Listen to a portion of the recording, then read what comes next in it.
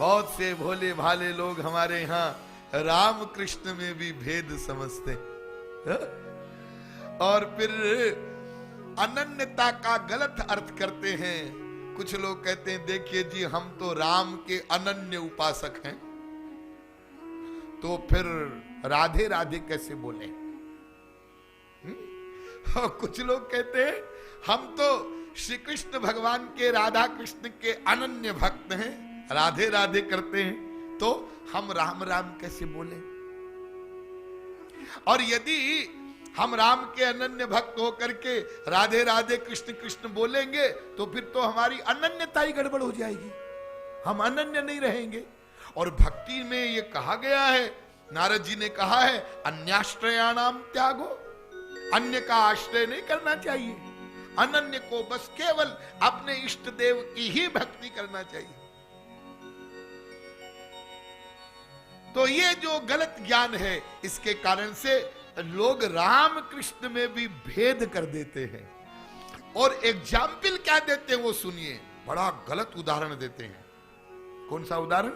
तुलसीदास जी का उदाहरण देते हैं कि तुलसीदास जी भगवान राम के अनन्य भक्त थे, जी हां, और वो वृंदावन चले गए, जी हां, और वहां पर उन्होंने बांके बिहारी की छवि का दर्शन किया। हाँ, तो देखो जब बांके बिहारी का दर्शन किया तो तुलसीदास जी बोले कहा कहो छवि आज की और भले बने हो नाथ, लेकिन तुलसी मस्तक तब नवे धनुष बाण लो हाथ। राम के प्रति उनकी ऐसी अनन्य भक्ति थी कि उन्होंने युगल सरकार को, राधा कृष्ण को मस्तक नहीं झुकाया। उन्होंने कहा हम तो राम के अनन्य भक्त हैं, तो आपको कैसे मस्तक झुकावें तो तब झुकावें, धनुष बाण हाथ में ले लो। और तब जब धनुष बाण हाथ में ले लिया तब मस्तक झुकाया। ये एग्जाम्पल देते हैं तुलसीदास जी की अनन्य भक्ति का। और इसलिए कहते हैं कि जैसे तुलसीदास जी ने राधा कृष्ण को मस्तक नहीं झुकाया तो हम कैसे झुकाएं? हाँ? इस दोहे का ये बहुत गलत अर्थ किया गया है। अरे जरा ध्यान से दोहे को पढ़िए, तुलसीदास जी क्या कह रहे हैं, समझिए क्या बोल रहे हैं। कहा कहूं छवि आज की छवि का क्या वर्णन करूं। वैसे आपकी अयोध्या वाली उस छवि का तो मैंने बहुत वर्णन किया है, लेकिन आज की छवि का तो वर्णन हो ही नहीं सकता। कौन है आप? शब्द का प्रयोग देखिए, भले बने हो नाथ। तुलसीदास जी के नाथ कौन है? राम है ना। तो ये श्री कृष्ण को नाथ कैसे कह रहे हैं?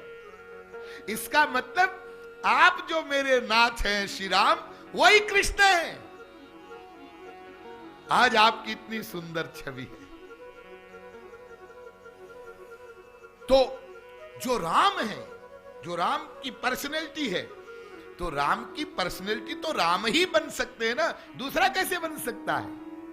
इसका मतलब तुलसीदास जी ये कह रहे हैं कि जो श्री कृष्ण हैं वही मेरे नाथ हैं, यानी वही राम है।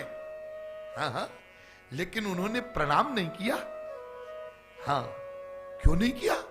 अरे कर लेते। हाँ, क्यों नहीं किया? इसमें एक राज की बात है। वो राज की बात यह है कि तुलसीदास जी महाराज दास्य भाव के महापुरुष थे।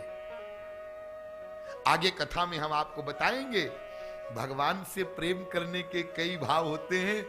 शांत भाव, दास्य भाव, सख्य भाव, वात्सल्य भाव, माधुर्य भाव, ये 5 होते हैं। डिटेल नहीं करेंगे अभी। तो माधुर्य भाव जो गोपियों का भाव है वो सर्वश्रेष्ठ है। और इसलिए महापुरुष भी अलग अलग भाव के होते हैं। शांत भाव के महापुरुष, दास्य भाव के महापुरुष, सख्य भाव के महापुरुष, वात्सल्य भाव के महापुरुष, माधुर्य भाव के महापुरुष। तो तुलसीदास जी दास्य भाव के महापुरुष थे। तो जो दास होता है ना, उसको ये अधिकार नहीं होता है कि माता पिता के बेडरूम में वो प्राइवेट बैठे हों, हाँ?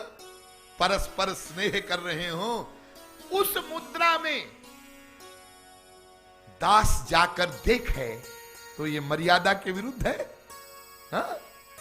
तुलसीदास जी ने सोचा कि मैं आ तो गया वृंदावन और इनके सामने भी आ गया, लेकिन लोग क्या कहेंगे?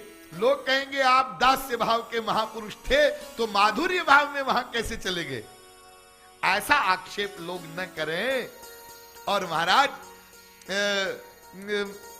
मेरी हंसी न हो और मैं लोगों के सामने ये भी सिद्ध कर दूं कि आप ही मेरे राम हैं, दोनों बात हो जाएगी। तो थोड़ी सी देर के लिए मुरली को साइड में कर दीजिए और धनुष बाण ले लीजिए। तो भगवान श्री कृष्ण ने कहा लो, मुरली को इधर रख दिया और धनुष बाण हाथ में ले लिया। तुलसीदास जी ने मस्तक नवा दिया। यानी वास्तव में इस दोहे में राम कृष्ण का जो अभिनत्व है वो प्रदर्शित किया गया है और लोगों ने इस दोहे का कितना गलत अर्थ कर लिया।